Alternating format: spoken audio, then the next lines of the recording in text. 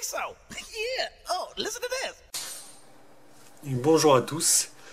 Voici une petite vidéo qu'on a tournée le 8 mai 2015 lors de notre marche mondiale.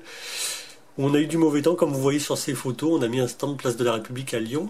Et puis finalement, le beau temps plus ou moins est arrivé. En tout cas, la pluie s'est calmée et on a pu informer pas mal de monde, discuter. On a fait de belles rencontres. Beaucoup de gens ont tracté spontanément après être passés au stand. Et vraiment, c'était vraiment sympa. Un grand merci à tous. Et le même jour, donc le 8 mai, il y avait la commémoration. Et place Bellecour, on avait un stand un peu de recrutement et d'information de l'armée française. Donc on en a profité pour aller poser 2-3 questions, faire une petite rencontre et vous verrez, c'est pas complètement inintéressant. Merci, à bientôt.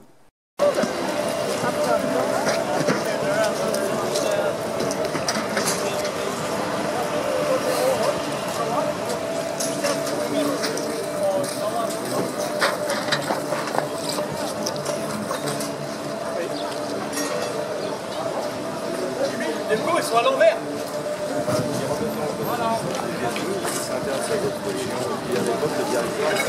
Bonjour monsieur. Je voulais avoir des petites informations.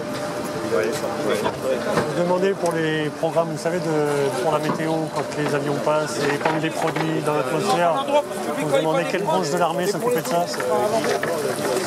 Ah, c'est répandre des produits. Oui, vous savez, quand il y a des programmes nationaux, le climat pour augmenter l'hydrologie, choses comme ça, modifier localement la météo. Ou quand on met des réservoirs Bagdad sous les Mirage 2000 pour l'iodure d'argent, des choses comme ça, mais en grande quantité.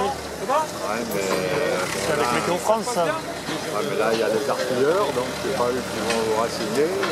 Mais vous qui êtes un peu gradé, vous devez peut-être savoir, non? Non, c'est des... On s'arrête à armée de terre et matériel, non? Oui, non, c'est pas des choses que les collègues non plus comme expérience, comme milieu. D'accord.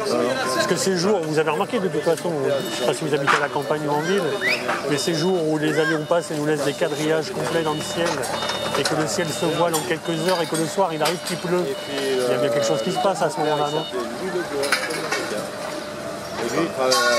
Je sais qu'il y a des essais dans le Groenland ou l'Antarctique parce qu'il y en a qui aimeraient bien prendre le contrôle, un peu la main là-dessus. Le glissement, ça fait l'objet de livres, d'essais, aussi bien les Russes que les Américains.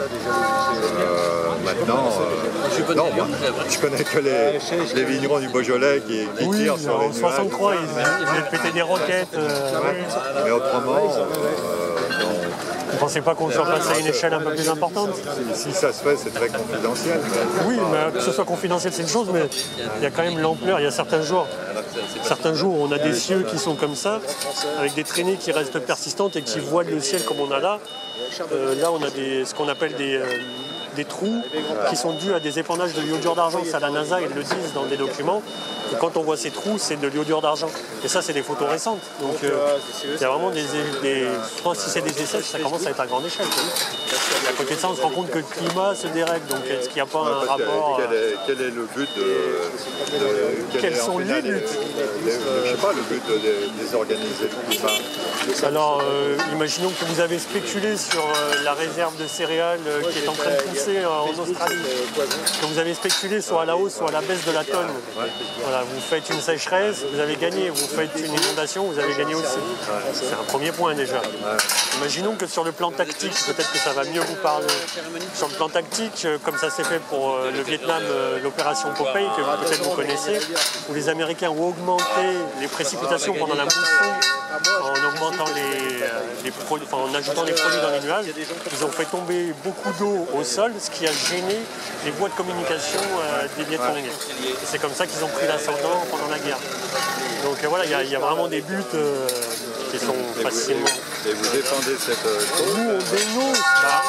On a l'impression d'être un petit peu pris pour des imbéciles, dans le sens où s'il y a programme de modification du climat, est-ce qu'on ne serait pas pris pour des imbéciles en disant le climat se dérègle, et en même temps, si ça fait 60 ans qu'on le modifie, c'est normal qu'il se dérègle. Vous voyez, la position, c'est un peu ça, quoi. Donc voilà, après, une association de pères de famille, ainsi de suite, qui se posent des questions. Oui, non, mais comme les ondes, téléphones et autres, là, bon, Ouais, là, c'est un peu là, on cache des choses, là, c'est clair. Il y a des risques. On ne connaît pas les répercussions, on n'a pas de recul. C'est pas tout, c'est clair, hein, c'est nul comme pour les militaires. Bon, allez, on va... Je fais un petit coup d'œil. Allez, d'accord. Merci pour l'écoute. Merci. Au revoir, Ouais. monsieur. Au revoir.